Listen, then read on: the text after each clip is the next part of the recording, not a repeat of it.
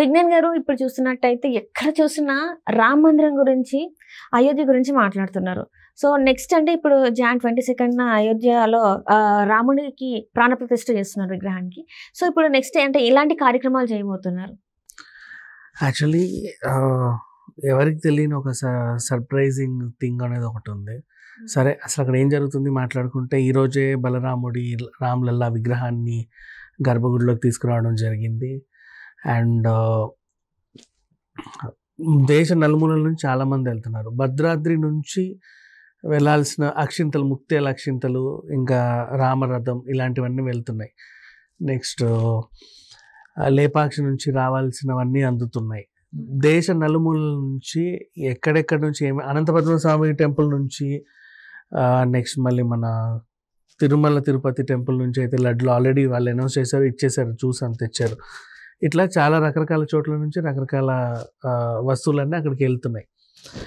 ఇకపోతే అక్కడ జరిగే కార్యక్రమాల్లో అంతమంది వస్తున్నారు అంటే అన్నదానం మెయిన్. ఒక 300 లొకేషన్లలో అన్నదానం చేస్తున్నారని చెప్పేసి వార్త. ఒక 300 లొకేషన్స్.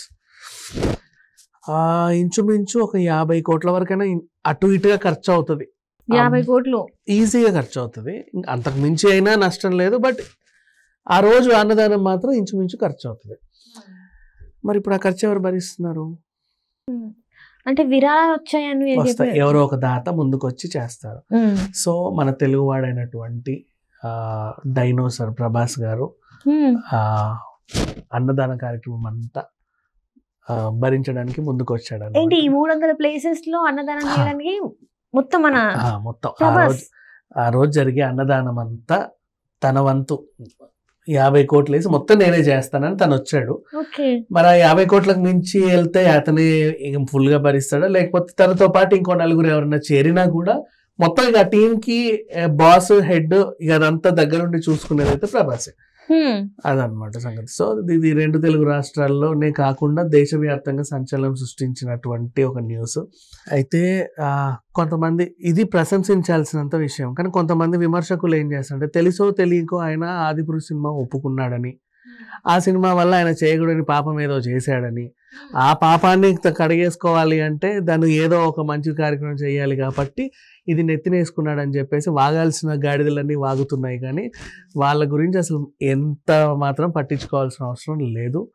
ప్రభాస్ గారు భక్తితో చేస్తున్న పన్నది. ఇంకా చెప్పాలి అంటే వాళ్ళ రాజులు. శ్రీరాముడు కూడా క్షత్రియుడు, రాజుల ఒక రాజు విగ్రహ ప్రతిష్టాపన కాబట్టి సాటి రాజుల కుమారుడు ఒక అబ్బాయి తన వంతు సహాయం చేద్దాం అనుకున్నాడు. వ్యక్తిగతంగా తను ఒక మంచి స్టార్ అవ్వడం. అండ్ ఇంకొకటి కూడా, ఈ మధ్యకాలంలో పాపం ఆయనకు అన్ని వరుస ఫ్లాపులు రావడం, సలార్ హిట్ అయినప్పటికి కూడా మొదటి 4 రోజులు వచ్చిన కలెక్షన్స్ తర్వాత బ్రేక్ అయిపోవడం. ఏంటి కెరీర్ ఇలా ఉంది, ఏమైనా ఉందా అని చెప్పి ఒక మొక్కు తీర్చుకోవడానికి అనుకోవచ్చు. చాలా మంది ఇప్పుడు అంతెందుకు సమ్మక్క సారక్క జాతరకి వెళ్ళి కూడా మొక్కులు తీర్చుకుంటారు.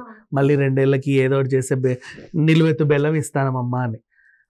తిరుపతికి మొక్కులు చెల్లించుకుంటారు, గుండు చేయించుకుంటారు, కాళ్ళ నడకన పైకి వస్తానని. ఒక్కొక్క దగ్గర ఒక మొక్కులు ఉంటాయి. కొంతమంది భారీ ఎత్తున పెడతారు. ఇంకా చెప్పాలంటే పళని గుడిలో సమంత మెట్టుకు దీపం పెట్టి ఒక ఏదో చేసింది, అట్లా సంథింగ్ డిఫరెంట్. ఈయన కూడా అక్కడ అన్నదానం చేద్దాం అనుకున్నాడు, దాంట్లో తప్పే ఉంది. అండ్ ఒక తెలుగువాడు, మన తెలుగు హీరో అక్కడ అంత గొప్పగా ఒక మంచి కార్యక్రమాన్ని ఆర్గనైజ్ చేస్తుంటే దాన్ని మనం నలుగురికి గొప్పగా చెప్పుకోవాలి యాక్చువల్ చెప్పాలంటే. కానీ వీళ్ళు ఏంటంటే, అంటే మన దగ్గర ప్రాబ్లం ఏంటంటే, ఎవడైనా తెలుగువాడే అని చూడ్డు. ఆ హీరో అట్లా చేస్తుండా, వాళ్ళ ఫ్యాన్స్ గొప్పగా చెప్పుకుంటుండ్రు, మనం ఇంకోటి ఏదైనా చేద్దాం, పుల్లలు పెడదాం, ఈ టైప్ అనమాట. మా హీరో ఎందుకు చేయట్లేదని ఆలోచించడు. పోనీ మా హీరో పేరు చెప్పి మేము కూడా చేసుకుంటామని కూడా ఆలోచన రాదు. సంథింగ్ వాడిని ఎలా నెగిటివ్ చేయాలి అట్లా నెగిటివ్ చేద్దాం అనుకొని ఇప్పుడు ఇట్లాంటివన్నీ చేస్తున్నారు. బట్ ఏదేం పట్టించుకోని అవసరం లేదు. చాలా మంచి విషయం, గొప్ప విషయం. అయోధ్య రామ మందిరానికి అన్నదానం చేయడానికి ప్రభాస్ గారు పూనుకున్నారు. ది డైనోసార్ అని మళ్ళీ నిరూపించుకున్నాడు. ఎందుకంటే అంతమందికి అన్నదానం అనేది నాట్ ఏ జోక్. అప్పుడు ఎప్పుడో కృష్ణరాజు గారు చనిపోయినప్పుడు కోట్లు పెట్టి మొత్తం ఊరంతా 50 రకాల భోజనాలు పెట్టారు. అసలు ఇది లేదు అనుకుంటా, నాన్ వెజ్ కానీ వెజ్ కానీ ఇది లేదనుకుంటా. పీతల్లోనే 4-5 రకాలు, పీతల కర్రీ, పీతల ఫ్రై, మళ్ళీ స్టఫ్ క్రాబ్, మళ్ళీ ఉలవచారు క్యాబ్ అని ఇంకేదో, పీతల్లోనే 4-5 వెరైటీలు.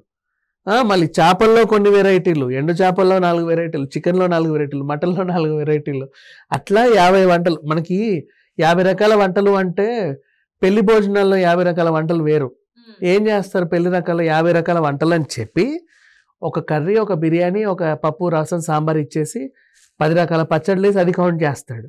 10 రకాల అప్పడాలు, వడియాలు, ఆ సలాడ్లు ఇచ్చేసి ఇది కూడా 50 ఐటెంలు అని ఇస్తాడు మెను. కానీ అక్కడ అట్లా కాదు, ఆ 50 రకాల మెను కాదు, నిజంగా 50 రకాల పెద్ద పెద్ద మంచి మంచి భారీ భారీ వంటలు పెట్టాడు. అంటే మామూలుగానే ప్రభాస్ కి ఉన్న పేరు ఏంటంటే, వాళ్ళు తన తోటి యాక్టర్స్ కూడా ఎలా చెప్తారంటే, అంటే వెళ్ళాలి అంటే తన దగ్గరికి వెళ్ళాలంటే ఫస్ట్ ఒక రూమ్ మొత్తం ఫుడ్డే ఉంటుంది అని చెప్పారు. రీసెంట్గా మనం ఒక ఇంటర్వ్యూలో చూస్తున్నట్టయితే పృథ్వీరాజ్ సుకుమార్ కూడా చెప్పింది ఏంటంటే, తన ఒక రూమ్ స్పెషల్గా తను ఇచ్చే ఫుడ్ని పెట్టడానికి సరిపోయిందంట. అంత అంటే కొంతమంది అట్లా ఆనందపడతారు, ఏదన్నా చక్కగా ఫుడ్ ఒకరికి ప్రెజెంట్ చేసి వాళ్ళ కడుపు నిండా తింటే this people will be very happy. అట్లా చాలా రేర్గా ఉంటారు పర్సన్స్. సో ఆయనకు కూడా అదొక ఆనందం.